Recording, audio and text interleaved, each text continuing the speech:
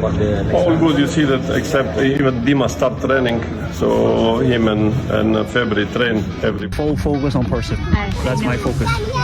I focus on the team, prepare the best we can for this win, and hopefully we can.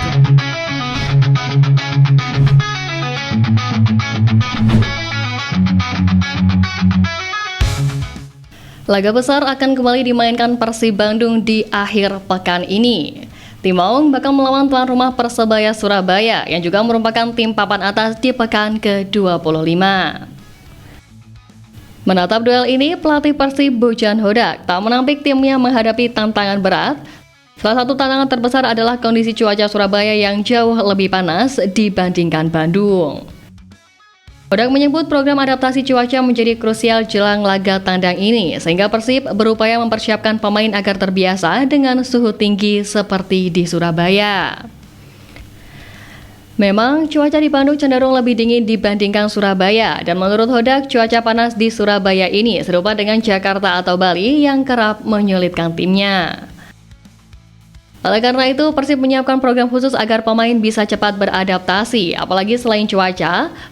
Faktor Ramadan juga menjadi perhatian pelatih asal Kroasia tersebut, mengingat laga melawan Persebaya bertepatan dengan hari pertama bulan puasa.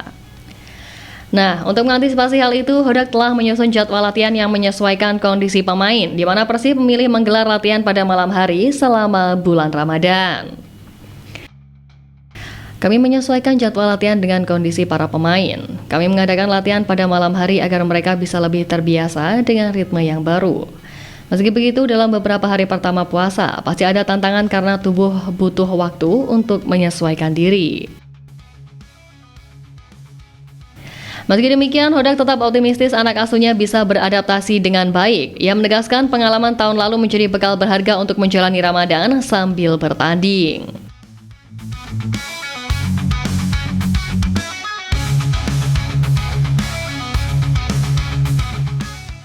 Namun lebih lanjut dari itu, tantangan Persib tak terhenti pada cuaca dan juga bulan Ramadan saja. Stadion Gelora Bung Tomo juga dikenal sebagai salah satu stadion paling angker di Indonesia.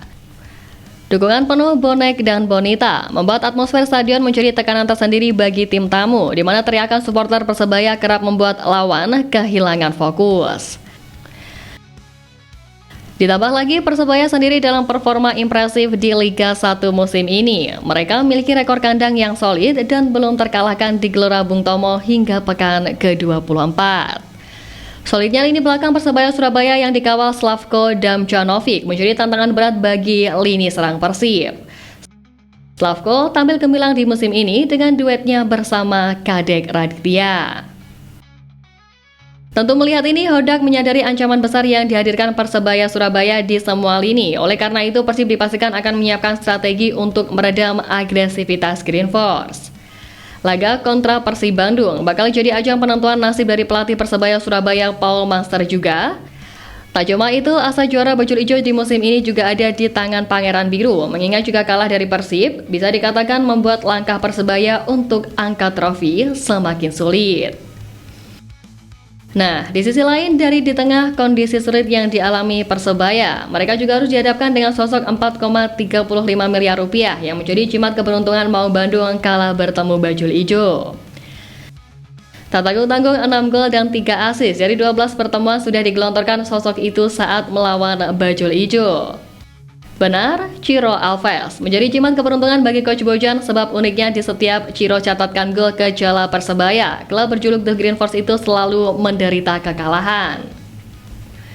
Di laga terbaru pun di pekan ke-8 Liga 1 ini, 1 gol Ciro Alves melengkapi kemenangan Persib atas bajul ijo dengan skor 2-0.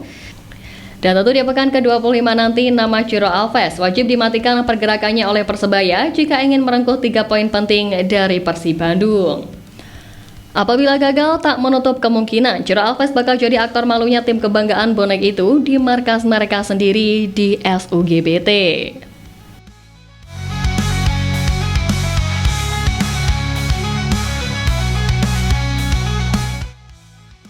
Kemudian melansir dari laman resmi Liga Indonesia Baru, manajemen Persebaya Surabaya memberikan ultimatum kepada Monster untuk memberikan kemenangan ketika melawan Persib Bandung. Jika gagal membawa tim meraih kemenangan, tentu posisinya di kursi kepelatihan bakal terancam. Persebaya sendiri saat ini berada di posisi ketiga klasemen sementara dengan torehan 41 poin, berjarak 10 poin dari tim Maung di pos puncak. Dan melihat seriusnya kondisi Paul Monster tersebut, kelompok supporter Persib Bandung yakni Bobotoh menilai bahwa laga ini layaknya derby panas antar tim papan atas.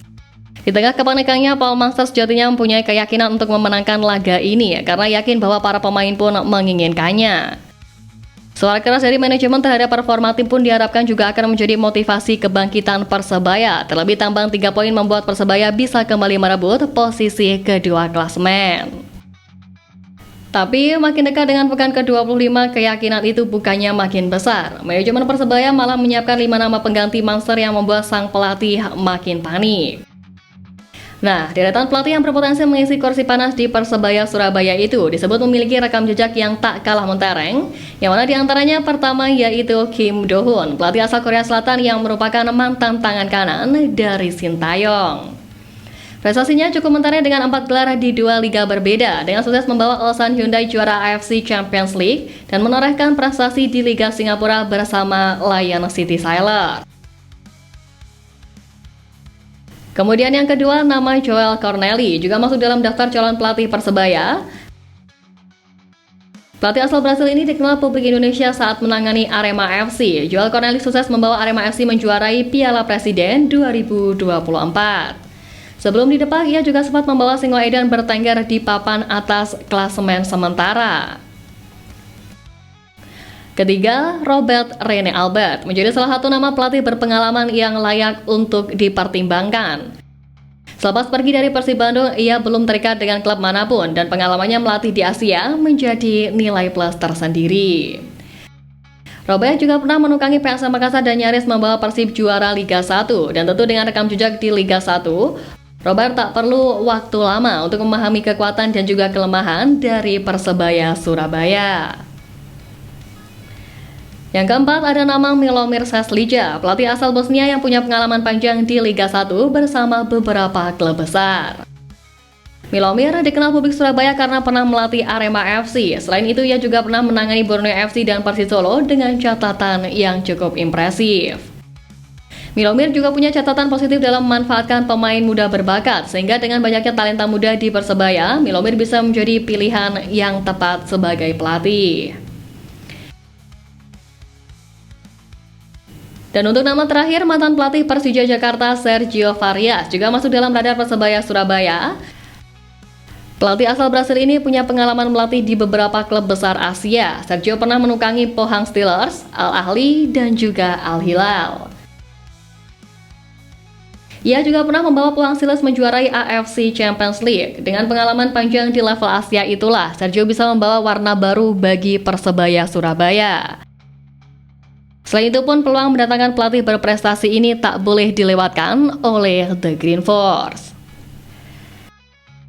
Ya, tentunya dengan 5 nama pelatih ternama tersebut, Persebaya Surabaya punya banyak opsi untuk menggantikan Paul Monster.